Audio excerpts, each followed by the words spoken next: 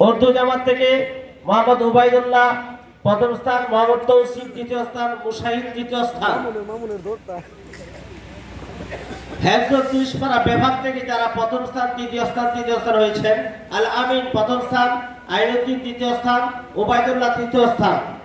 মাদ্রাসায় প্রথম 15 পারা দ্বারায় 1, 2, 3 হয়েছেন। জিহাদুল ইসলাম প্রথম স্থান, আব্দুল্লাহ তৃতীয় স্থান, মোহাম্মদ আবু মুসা তৃতীয় স্থান।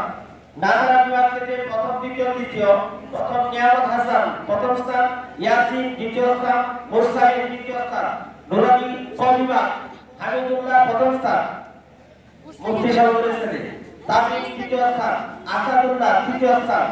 নুরানি বিভাগ খ তামিম প্রথম স্থান, আব্দুল্লাহ তৃতীয় স্থান, ইয়ামুন তৃতীয় স্থান।